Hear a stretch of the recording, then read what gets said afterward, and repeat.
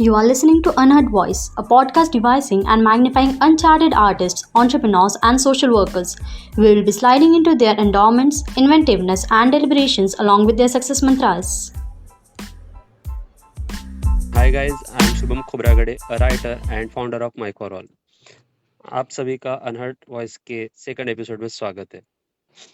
बंद किताब खोलकर मैं रखता हूँ, बंद किताब खोलकर मैं रखता हूँ, कवि हूँ साहब, मैं जज्बातों को अल्फाजों में लिखता हूँ। तो आज हमारे साथ एक बेहतरीन कवि और लेखक इरफान शेख, जिनके अब तक 3 कविता संग्रह पब्लिश हो चुके हैं। उनमें से पहला है वेदनांच्या खोलीत, मुक्त छंद और तीसरा माझ्यातला कवी मरत चाललाय। हाय गाइस, शुभम, तुमने बहुत ही अच्छा मेरा परिचय दिया हुआ है। मैं ये बताना चाहता हूँ कि मेरे 3 जो कविता संग्रह प्रकाशित हुए हैं, जिनको हम पब्लिश किए बोलते, तो उनमें से माझ्यातला कवी मरत चालला ये सबसे ज्यादा चर्चित कविता संग्रह है, जो पूरे महाराष्ट्र में चर्चा में रहा हुआ है। 2018 का साहित्य अकादमी का जो पुरस्कार होता है, युवा साहित्य अकादमी का, तो वो पुरस्कार के लिए भी वो नॉमिनेट था। इसके अलावा इचलकरंजी का जो बहुत बड़ा एक प्रतिष्ठित पुरस्कार समझा जाता है, आपटे वाचन मंदिर का, वो भी उसको मिला हुआ है किताब को। इसके अलावा बहुत सारी बातें हैं वो किताब के लिए। तो मेरी जितनी जो किताबें निकली है, उन किताबों में सबसे ज्यादा यही एक अच्छा प्रसिद्ध हुआ और लोगों तक पहुंचा हुआ कविता संग्रह माझ्यातला कवी मरत चाललाय। तो इरफान सर, आपने बता दिया कि आपके 3 कविता संग्रह पब्लिश हुए हैं और साथ ही ये भी बता दिया कि माझ्यातला कवी मरत चाललाय कितना मतलब लोगों तक पहुंचा है। मैंने भी वो पढ़ा है। मत हम ऐसे लोग हैं कि जो कविता लिखते हैं, पढ़ते हैं, और हमारे जो लिसनर्स है वो भी मैक्सिमम लोग लिखने और पढ़ने वाले हैं। तो आज हम उन्हीं के लिए आपसे कुछ सवाल पूछना चाहते हैं। तो अच्छा। पहला कुछ सवाल इस तरह से है कि आपको ऐसे कब लगा था कि आप कविताएं कर सकते हैं, या बोलिए कि आपने जो पहली कविता लिखी थी उसका टॉपिक क्या था, आपने शुरुआत कैसे की थी? हाँ, मैं तो मतलब पहले मैं बताना तो एक ये भूल गया था कि मतलब मैंने जब भी जो बताया कि माझ्यातला कवी मरत चाललाय को आपटे वाचन मंदिर का पुरस्कार मिला या युवा साहित्य अकादमी का मिला, इसके अलावा भी उस कविता संग्रह को और 15 महाराष्ट्र के और महाराष्ट्र के बाहर के भी अच्छे पुरस्कार मिल चुके हैं। अब ऐसा जब लगता है कि पहली कविता कब लिखी गई होंगी या पहली कविता कैसे सूझी होंगी, तो चंद्रपुर में जब मैंने 8वीं कक्षा से स्कूल छोड़ दी थी, मतलब अभी तो मैं एमए हूँ, फर्स्ट क्लास फर्स्ट हूँ, लेकिन मैं बताना चाहता हूँ कि मैंने 8वीं कक्षा से ही स्कूल छोड़ दी थी। घर की गरीबी या और भी जो कुछ बातें थी, तो उस समय में मैं ये जो जैन टॉकीज है उसके आसपास में हम एक ठेले पर होजियरी के कपड़े बेचने का ठेला लगाते थे। तो उस ठेले पर सुरेश धोपटे नामक एक पत्रकार थे, चंद्रपुर के अच्छे बड़े पत्रकार थे। तो वो वहां पर आया करते थे। एक दिन उन्होंने मुझसे ऐसा पूछा कि तुम मेरे एक अंक के लिए एक लेख लिख कर दो, एक आर्टिकल लिख कर दो। तो उस समय मैंने जो स्टूडेंट्स होते हैं, जो बच्चे होते हैं, तो उनकी क्या परेशानी हो सकती है, उस पर मैंने एक आर्टिकल लिख के दिया। असल में मैं तब ना राइटर था, ना कवि था, और ना ही तो मैंने कभी उसके पहले कलम पकड़ी हुई थी। लेकिन उन्होंने बोले बाद मैंने एक उनको आर्टिकल लिख के दिया। वो उनको भी पसंद आया, उसके साथ में कुछ और भी लोगों को पसंद आया। कुछ दिनों के बाद फिर एक दिन उन्होंने मुझे कहा कि मैं एक अंक निकाल रहा हूँ, मतलब उनका जो साप्ताहिक था उसका, उसके लिए उनको एक कविता चाहिए थी।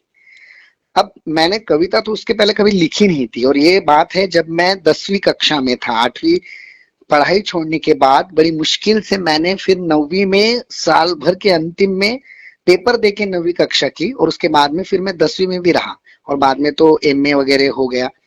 और तो उन्होंने मुझे ऐसा जब बोला कि कविता लिख कर दो, तो मेरा तो एक ऐसा मानना है कि कोई भी कवि, चाहे वो पहली बार लिखता हो, तो कवि की प्रेरणा होती है उसकी माँ। मतलब हाँ। बहुत सारे जो भी कवि होते हैं, या अक्सर कवि लोग जब भी नई पहली कविता लिखते हैं, तो वो अपने माँ पर कविता लिखते हैं, क्योंकि उनके जीने का जो एक ये होता है, मकसद होता है, वो उनके माँ के इर्द गिर्द ही घूमते रहता है। तो वो एक प्रेरणा होती है माँ लिखने की। तो बहुत सारे कवि पहले माँ पर ही लिखते हैं, तो मैंने भी पहली कविता माँ पर ही लिखी। उस समय मैं 10वीं कक्षा में था। फिर वो सुरेश धोपटे जी ने अपने अंक में छापी, उसके बाद में फिर वो एक अखबार में भी आई, और फिर मेरे को एक दिन ऐसा लगा कि हम कविता करना तो बहुत इजी है, मतलब बहुत ऐसा मेरे को बहुत इजी लगा, वो बहुत सुलभ लगा कि आर्टिकल लिखने के लिए इतना सारा लिखना पड़ता है, 4-4 पेजेस लिखो, फिर वो उसके बाद में एडिटिंग को जाता है। उससे अच्छा ये कविता है तो अच्छी है, बस 4-4 लाइनें करके ऐसे 12 लाइनें लिख लिए कि वो हो गई कविता। ऐसा मेरे को उस समय में लगा था। लेकिन आज जब मैं कवि करके पूरी इस क्षेत्र में काम कर दो तो तब लगता है कि सबसे गंभीर प्रकार सिर्फ कविता ही है। मतलब लेखन में मुझे को सबसे ज्यादा गंभीर और बहुत सोचने पर मजबूर करने वाली चीज है कविता। तो वैसे सफर चलता रहा। ये तो आपने सही कहा कि कविता लिखना बहुत ज्यादा हार्ड काम है, मतलब इसलिए हाँ क्योंकि आर्टिकल में हम पूरा विस्तार से लिख सकते हैं, कविता में शॉर्ट में लिखना है और आगे वाले को समझाना भी है। बिल्कुल बिल्कुल, मतलब मेरा तो ऐसा मानना है कि जब हम एक कथा वगैरह लिखते हैं या एक आर्टिकल लिखते हैं तो उसमें की 4 लाइनों का एक सारांश हम देते हैं। हाँ, लेकिन जब हम एक कविता लिखते हैं तो उसको इतना विस्तारित रहता है कि हर पाठक, हर वाचक अपने अपने हिसाब से उसका अर्थ निकालता है।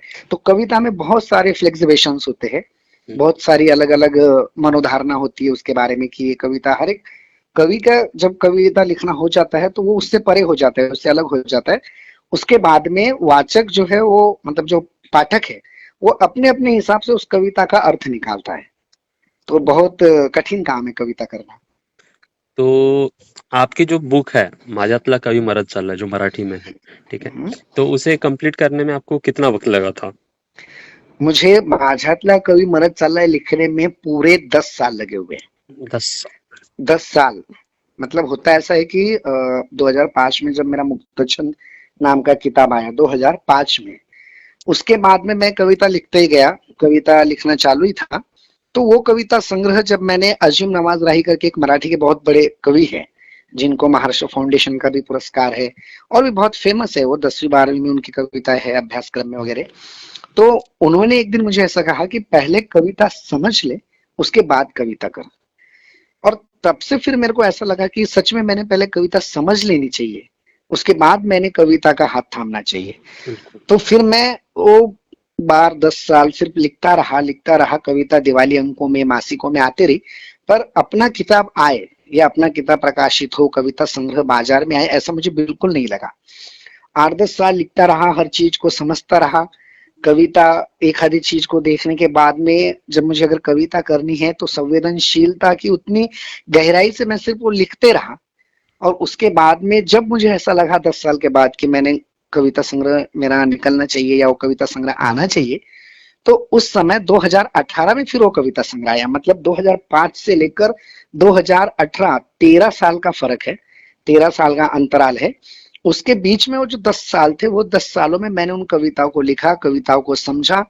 मुझे अक्सर ऐसा लगा कि कविता ने मेरी उंगली थामना चाहिए, मैंने कविता की उंगली नहीं। वाह, क्या बात है। जैसे हम मेले में जाते हैं तो माँ के हाथों में हमारी उंगली रहती है, तो उस समय में बच्चे को डर नहीं रहता कि वो कहीं गुम हो जाएगा।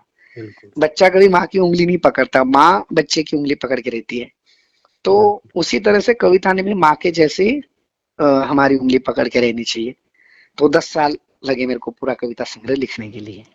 ऐसा कुछ वक्त रहता है क्या कि जब आपको थॉट्स आते हैं अभी लिखना है, या फिर रैंडमली कभी भी कहीं भी थॉट्स आ जाते हैं और आप बुक और पेन निकाल के लिखना शुरू कर देते हैं? नहीं, मतलब कहीं भी बुक निकाल कर, वो पेन निकाल के बिल्कुल खड़े खड़े कविता लिखना, ऐसा तो कभी हुआ नहीं है। हाँ। और ऐसा कोई विशिष्ट समय भी नहीं होता है कविता लिखने का कि मतलब बस रात को 10 बजे से 11 बजे के बीच में कविता लिखनी है, ऐसा भी कभी नहीं होता। या फिर कहीं रास्ते में जा रहे हैं और कुछ दिख रहा है तो फिर तात्काल उसी समय बस खड़े होकर रास्ते पर कविता करो, ऐसा भी नहीं होता है। क्या होता है कि बहुत सारी चीजें ऐसी शरीर के अंदर में उबलते रहती है, जब कभी कुछ गलत होता है, कुछ अमानवीय होता है, या जिससे संवेदना को झकझोरने वाली कुछ अगर बातें होती है, तो वैसे 2-4 दिन, 5-10 दिन ऐसे वो दिल के दिल में ऐसे वो उबलते रहती है। और उसके बाद में फिर वो एकदम ऐसे फ्लो से कभी ना कभी वो सामने आ जाती है। मतलब मैं बिल्कुल ऐसा वो सोचने में रहता है, वो कविताओं का पूरा ऐसा ढांचा तैयार होते रहता है। और उसके बाद में फिर वो कभी रात को 10 बजे, 11 बजे, 12 बजे, कभी नींद में से उठकर रात को 1 बजे, 2 बजे, ऐसे जब भी वो मिलेगा तब लिखने में आ जाती है वो। भले ही उसकी निर्मित प्रक्रिया या उसका जो सूचना है, कविता का जो ख्याल आना है, वो कभी भी हो सकता है। मैं जब ऑफिस में काम करता हूँ तब दोपहर में भी वो आ जाता है, पर तब लिखना नहीं होता। कभी रास्ते में जाते समय भी एक आधी लाइनें, एक आधी पंक्ति सूझ जाती है, पर ऐसा नहीं कि वो मतलब उस समय में ही लिखना होता है करके। वो बाद में जब वो पूरी तरह से उबल कर वो तैयार हो जाती है, उसके बाद में वो नदी के फ्लो के जैसी बाहर निकलती है। तो ऐसा कोई समय नहीं है। तो आपके अभी तक 3 कविता संग्रह पब्लिश हो चुके हैं और माझ्यातला कवी मरत चाललाय तो बहुत सही चला है और चल रहा है, एक्चुअली चल रहा है अभी भी। हाँ बिल्कुल, उसका तो हिंदी अनुवाद भी आ रहा है। अच्छा, बहुत सही, कांग्रेचुलेशंस। तो अभी ऐसे कुछ राइटर्स है, कुछ लोग मतलब नव कवि बोल सकते हैं या यूथ बोल सकते हैं जो अभी लिखने की कोशिश कर रहे हैं। हम्म कुछ लोगों के पास बहुत अच्छा कलेक्शन हो चुका है उनके लिखे हम्म हुए कंटेंट का, कविताओं का, या हम्म बोलिए कि आर्टिकल्स का या स्टोरीज का।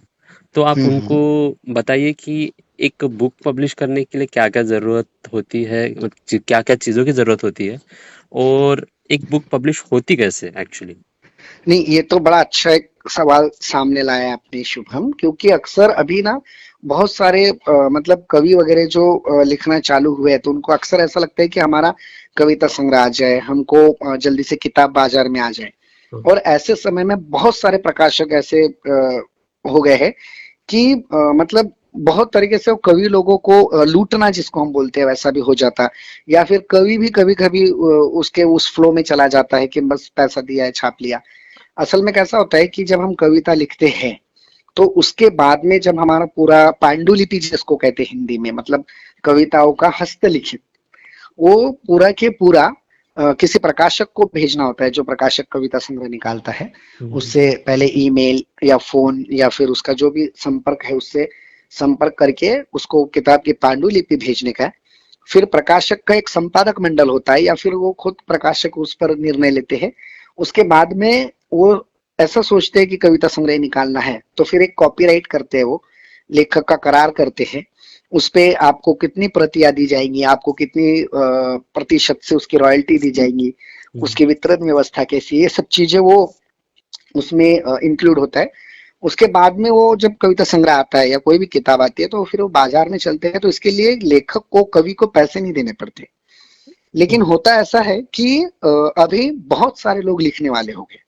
और मराठी कविताओं के बारे में जब हम विचार करें तो उसका वाचक भी कम हो रहा है ऐसा जो बोला जाता, तो बहुत सारे प्रकाशक कविता संग्रह को छपवाने में या प्रकाशित करने में थोड़ा सा पीछे हाथ लेते हैं। क्योंकि कथा हो गई या फिर नॉन फिक्शंस हो गए, ये अच्छे चलते हैं, उनको एक पाठक वर्ग है। पर कविता को एक लिमिटेड वाचक वर्ग होता है। और कविता संग्रह के बारे में फिर प्रकाशक क्या करते हैं कि आप उनको पैसे दीजिए, उसमें वो जितनी भी कॉपी प्रिंट होंगी वो आपको देते हैं। लेकिन अगर आपके पास कंटेंट है, अच्छी कविता है, तो अच्छे प्रकाशक आपसे पैसे नहीं लेते हुए भी आपकी किताब को प्रकाशित करते हैं, छाप कर देते हैं।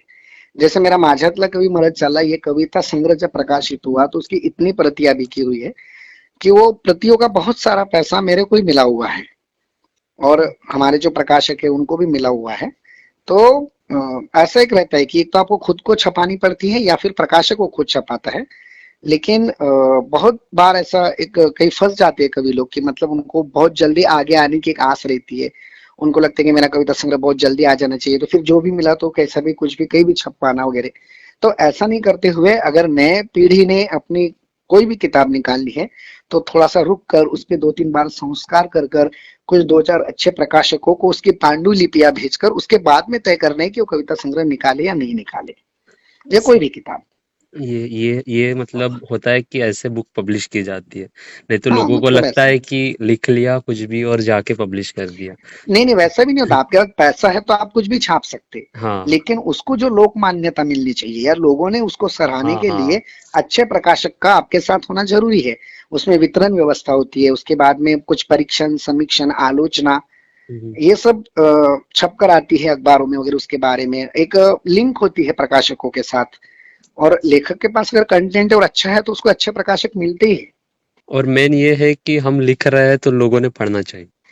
हाँ, लोगों ने पढ़ना चाहिए, और लेकिन वो लिखते समय भी हमारा भी लिखान तो उतना दर्जेदार हो, उतना हाँ, उठावदार हो कि हमको उसके लिए मेहनत भी लेनी पड़ती है। बिल्कुल। लेकिन आजकल तो ऐसा हो गया कि 2-4 कविता पढ़ के भी मतलब कवि बड़े हो गए, ऐसा भी बहुत सारी जगह होता है।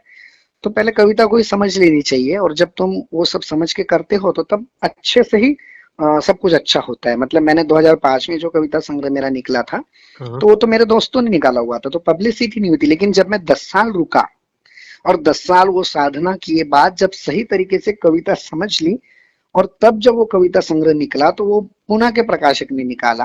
वो बहुत अच्छे तरीके से चला, साहित्य अकादमी तक पहुंचा। महत्व के उसको इंदौर का और कर्नाटक का उसको पुरस्कार मिला, यशवंतराव चौहान पुरस्कार जैसा बड़ा पुरस्कार मिला। तो ये सब कैसा कि 10 साल मैंने जो कविता को समझने में बिताए, उसके बाद की बात है।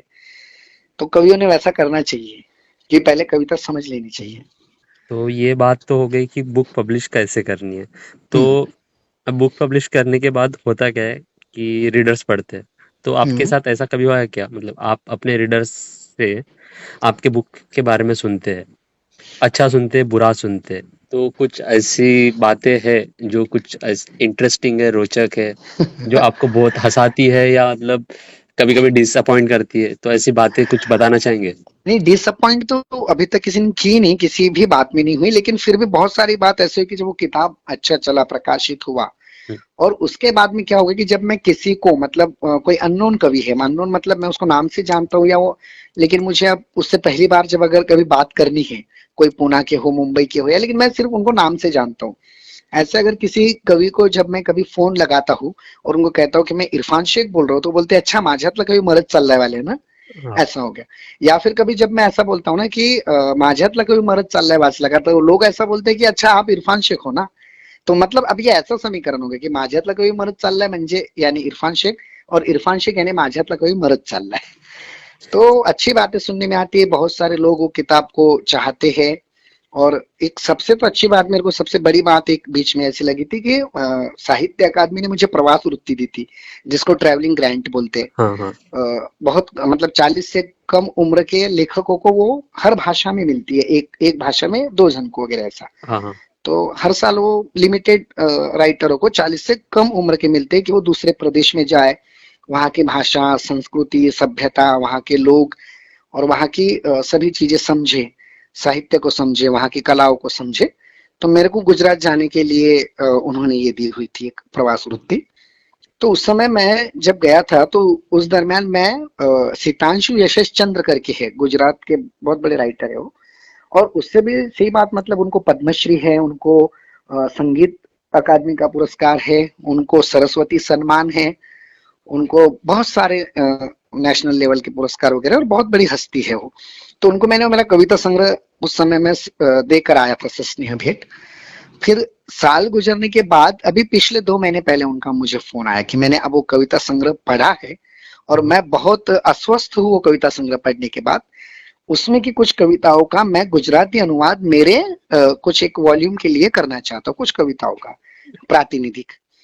तो ये बहुत ही अच्छा लगता है कि ये डिसअपॉइंट ही नहीं है, उल्टा ये कविताओं का एक सम्मान होता है हाँ। हाँ। कि जिन्हें सरस्वती सम्मान मिला हो, देश का जाना माना, जिनको पद्मश्री है, या जिनको और भी के ऊपर तो आप एक कविता सुना दीजिए।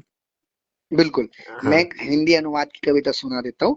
गाय आणि निबंध. मराठीचा पेपर सोडवून माझा 3रीतला मुलगा घरी परतला. चेहऱ्यावर भयाची कोळिष्टकं पसरवून त्याने ठेवली नेहमीच्याच जागेवर पुस्तकं पद्धतशीरपणे. मीही रोजच्यासारखा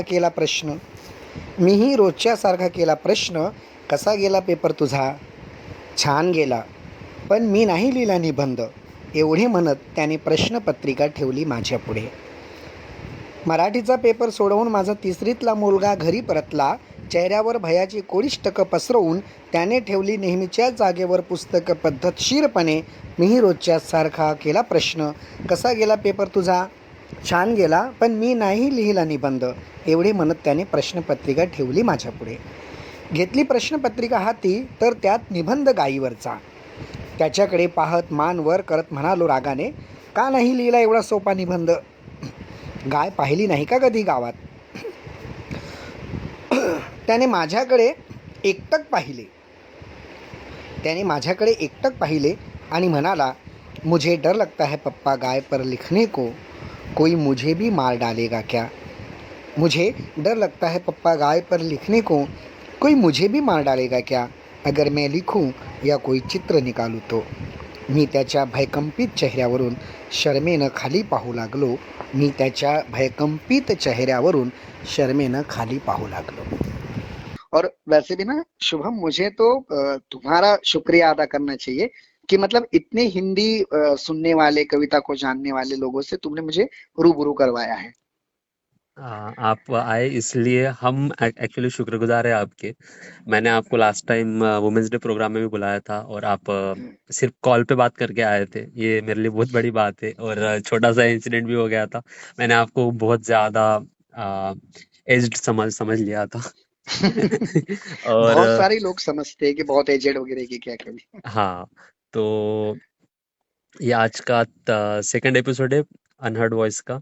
तो हम्म. मैं अभी इरफान शेख सर से विदा लेता हूँ और आप सभी का ये पॉडकास्ट सुनने के लिए बहुत बहुत धन्यवाद करता हूँ और मिलते हैं नेक्स्ट सैटरडे हमारे थर्ड एपिसोड में, जो कि काफी इंटरेस्टिंग रहेगा आज के जैसा।